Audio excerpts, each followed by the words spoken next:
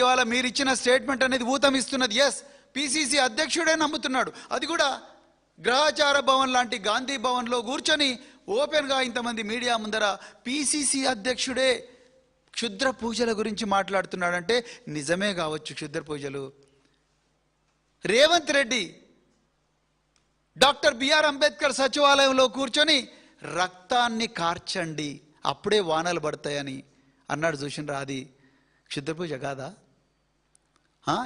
ఎవరు క్షుద్ర పూజల గురించి మాట్లాడుతున్నది? మేమేమో పంపులు ఓపెన్ చేయండి అయ్యా అంటున్నాం, మేమేమో ఎల్నినో ముప్పు వస్తుంది రెడీగా అండయ్యా అంటున్నాం.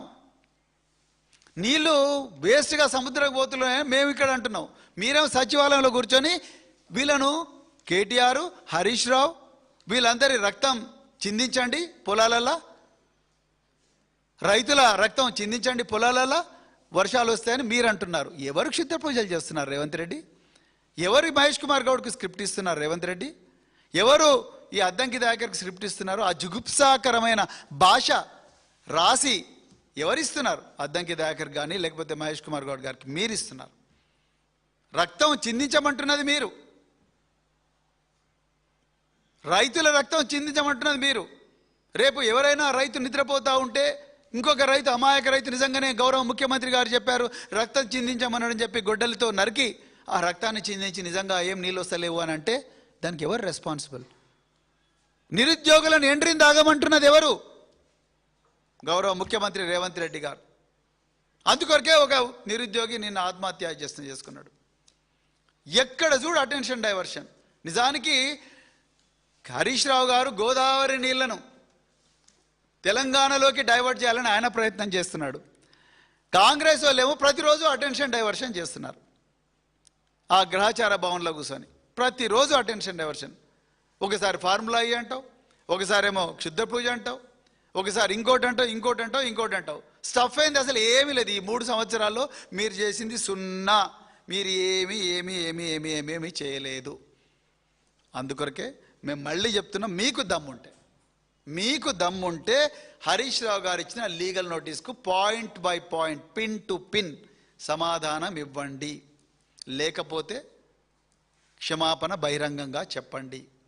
అదేవిధంగా హిందూ సమాజానికి, సనాతన ధర్మానికి మీరు అర్జెంటుగా క్షమాపణ చెప్పాల్సిందే. మూకాంబిక అమ్మవారిని పూజించిన వారందరినీ కూడా క్షుద్ర పూజలు అన్నారు. రంగనాథ స్వామి దేవాలయానికి పోయిన వాళ్ళందరినీ కూడా క్షుద్ర భక్తులు అన్నారు. అఘోరా కాళీ మందిర్ దగ్గరికి పోయిన వాళ్ళందరినీ కూడా క్షుద్ర పూజలు అన్నారు. బాణామతి అన్నారు, బ్లాక్ మ్యాజిక్ అన్నారు, అంత్రతంత్రాలు అన్నారు. వీటన్నిటికి కూడా మీరు క్షమాపణ చెప్పాల్సిందే. నిజానికి మిమ్మల్ని చూసి ఆ అసురులు కూడా, నేను వాళ్ళ పేర్లు చెప్పాను, రావణాసురుడు అని కూడా అనలేను నేను. వాళ్ళు చాలా మంచోళ్ళు, వాళ్ళు నిజంగా చాలా మంచోళ్ళు. వాళ్ళను దుర్మార్గులను అనడానికి కూడా నాకు నోరు రావట్లేదు. చాలా గొప్పవాళ్ళు, వాళ్ళు చక్రవర్తులు. కానీ మిమ్మల్ని చూసి ఆ దయ్యాలు కూడా సిగ్గుపడుతుంటాయి. ఆ బేతాళుడు, దయ్యాలు, ఆ విఠలాచార్య సినిమాలో ఉండే ఆ విలన్ క్యారెక్టర్లు అందరు కూడా చీచి ఈ కాంగ్రెస్ వాళ్ళు ఇంత ఘోరమైన వాళ్ళ, ఇంత నీచులా, ఇంత నికృష్టులా అని ఫీల్ అవుతుంటారు. నేను ఒక్కటే చెప్తున్నా చివరిగా, మహేష్ కుమార్ గౌడ్ గారు, సామా రామ్మోహన్ రెడ్డి గారు, అద్దంకి దాకర్ గారు, బాత్రూంలోకి పోండి. ఎవ్వరు లేనప్పుడు బాత్రూంలోకి పోండి. ఆ అద్దంలో మీ మొహం చూసుకోండి. ఆ అద్దంలో ఉండే మీ ప్రతిబింబం మిమ్మల్ని చూసి గర్వపడితే మేము ఇంకోసారి మీరు మాట్లాడరా మీ ఇష్టం. ఒక్కసారి నిజంగా చెప్తున్నాను, మీరు మాట్లాడుతున్నది మీ గుండెల నుంచి వస్తుందా లేకపోతే రేవంత్ రెడ్డి ఇస్తున్న స్క్రిప్ట్ నుంచి వస్తుందా? ఒక్కసారి ఆలోచించుకోండి ప్లీజ్. 4 కోట్ల మంది తెలంగాణ ప్రజలు, వాళ్ళలో వాళ్ళ బిడ్డలు, 1 కోటి మంది బిడ్డలు మీరంటున్న యంగ్ ఇండియా స్కూళ్ళల్లో చదవబోతున్నారు. సోకాల్డ్ స్కూళ్ళల్లో మీ ముఖ్యమంత్రి గారే విద్యాశాఖ మంత్రి, ఆయన ఏం సిలబస్ ఇస్తున్నాడు? మీకు క్షుద్ర పూజల సిలబస్ ఇస్తున్నాడా? తెలంగాణ తల్లిదండ్రులారా, మీ అందరికి కూడా చేతులు జోడించి నమస్తే పెట్టి చెప్తున్నా, మీ పిల్లలకు రేవంత్ రెడ్డి గారి పాఠశాలల్లో ఇస్తున్న హోంవర్క్ దయచేసి చెక్ చేసుకోండి. వీళ్ళు అంతరాల గురించి చెప్తున్నారా, తంత్రాల గురించి చెప్తున్నారా, లేకపోతే క్షుద్ర పూజల గురించి మాట్లాడుతున్నారా, బాణామతుల గురించి మాట్లాడుతున్నారా? మీ పిల్లలు రేపేమన్నా నిమ్మకాయలు పట్టుకొని వచ్చి, లేకపోతే తంగేడు పూలు పట్టుకొని వచ్చి, 2 మిరపకాయలు పట్టుకొని వచ్చి, లేకపోతే దబ్బనం పట్టుకొని వచ్చి ఏమైనా హోం భీం హ్రీం హ్రీం అని ఏమైనా మనకు అర్థం కాని భాషలో మాట్లాడుతుంటే దయచేసి టీచర్లను నిందించకండి.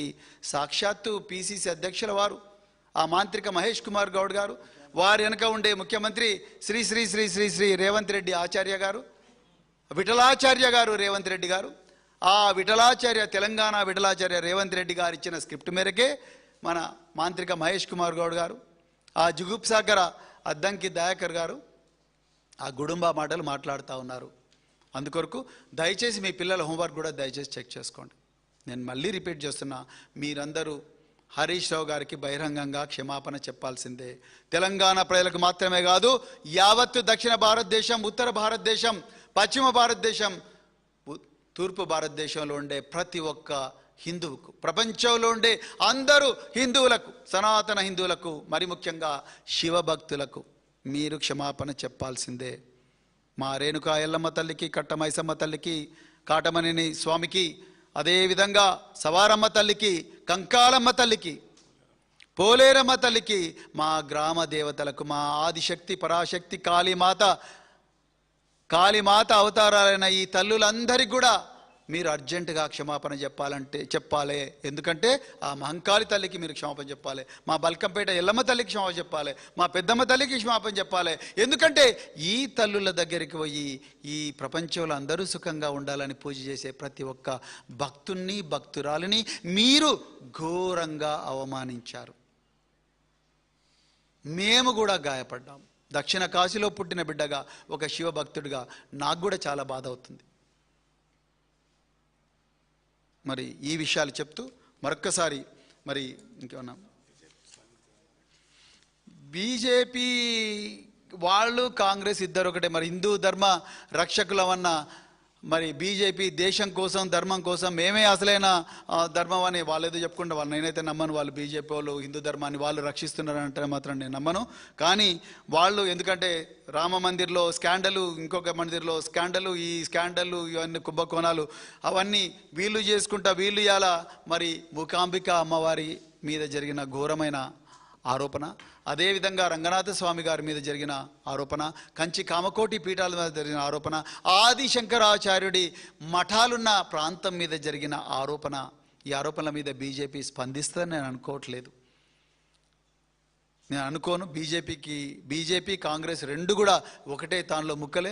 తెలంగాణలో వాళ్ళిద్దరు కూడా చెట్ట పట్టాలు వేసుకునే ప్రజల జీవితాలను కల్లోలం చేయాలని ప్రయత్నం చేస్తున్నారు. వాళ్ళు నిజంగా తెలంగాణ ప్రజలందరూ కూడా నాశనం కావాలని ఎవరైనా పూజలు చేస్తున్నారంటే కాంగ్రెస్, బీజేపీ వాళ్ళు చేస్తున్నారు తప్ప బీఆర్ఎస్ పార్టీ కాదు. బీఆర్ఎస్ పార్టీ లోక కళ్యాణం కోసమే దేవుళ్ళ దగ్గరికి పోతుంది, శాస్త్రీయంగా బతకడానికి ప్రయత్నం చేస్తుంది, శాస్త్రీయ విద్యా విధానాన్ని ప్రోత్సహిస్తుంది, వ్యక్తిగత విశ్వాసాలను గౌరవిస్తుంది. కానీ శాస్త్రీయమైన జీవన విధానం కోసం, శాస్త్రీయమైన విద్యా విధానం కోసం పోరాడే ఏకైక party BRS party. Harish Rao గారితో, కేటీఆర్ గారితో నేను ఎన్నో గంటలు వారితో వాహనాల్లో ప్రయాణించినప్పుడు వాళ్ళ గురించి నేను ఒక్కటే నేర్చుకున్నా, తెలంగాణ ప్రజలు ఏం చేయాలి, నిరుపాధ రంగంలో ఏం చేయాలి, యువతను ఎట్లా కాపాడుకోవాలి, గంజాయి మహమ్మారిని ఎట్లా పారదోలాలి, ఫీ రియంబర్స్మెంట్స్ ఎట్లా కొట్లాడాలి, ఈ రోడ్ల గురించి ఎట్లా మాట్లాడాలి, మనం రేపొద్దున వర్షన్ 3.0 రాబోయే తెలంగాణలో రోడ్ల గురించి ఏ విధంగా ఆలోచించాలి, మన ప్రాజెక్టుల గురించి ఏ విధంగా ఆలోచించాలి, మన బనక చర్యలను ఏ విధంగా ఆపాలి, తెలంగాణ నుంచి జల దోపిడీ ఏదైతే జరుగుతూ ఉన్నదో, ఆంధ్ర ప్రాంతపు ఏజెంట్ అయిన రేవంత్ రెడ్డి గారి నుంచి జల దోపిడీ ఏదైతే జరుగుతుందో దాన్ని ఎట్లా కాపాడుకోవాలి,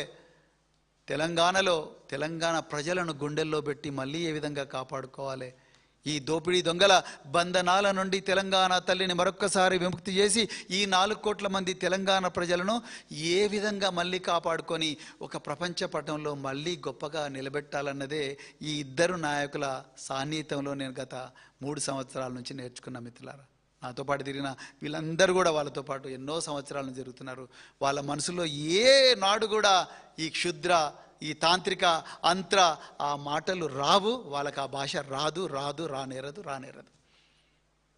తెలంగాణ ప్రజలు సత్యాలు గ్రహించాలని చెప్తూ మరొక్కసారి మరి ప్రభుత్వం డైవర్షన్ పాలిటిక్స్ మానుకోవాలి, సబ్జెక్ట్ గురించి మాట్లాడాలి, గణాంకాలను తీసుకొని మాట్లాడదాం, ఎవరు ఏ విధంగా అన్యాయం చేస్తున్నారని దాని మీద మాట్లాడదాం, నిష్పక్షపాతంగా మాట్లాడదాం, నిర్భయంగా మాట్లాడదాం చెప్తూ ఈ అవకాశాన్ని ఇచ్చిన మీడియా మిత్రులందరికీ కూడా, వీక్షించిన తెలంగాణ ప్రజలందరికీ కూడా హృదయపూర్వక ధన్యవాదాలు చెప్తా ఉన్నా.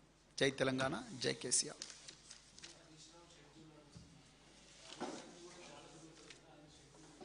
మరి ఇవ్వాలి. హరీష్ రావు గారి షెడ్యూల్ అడుగుతున్నప్పుడు మరి రాహుల్ గాంధీ గారు కూడా 52 రోజులు, చాలా మంచి ప్రశ్న వేశారు, ధన్యవాదాలు. రాహుల్ గాంధీ గారు 52 రోజులు ఈ దేశ ప్రజలకు తెలియకుండా ఒక రహస్య ప్రదేశానికి పోయారు. ఏ క్షుద్ర పూజల గురించి పోయారు? ఆన్ రికార్డ్ ఉంది ఇది. ఆయన ట్వీట్ చేస్తూ నేను వెళ్ళిపోతున్నా అని చెప్తారు, 52 రోజుల తర్వాత మళ్ళీ వస్తారు. మరి ఆయన ఎక్కడ పోయారు? ఎవరిని కలిశారు? నిత్యానంద స్వామిని కలిశారా కైలాస దేశంలో?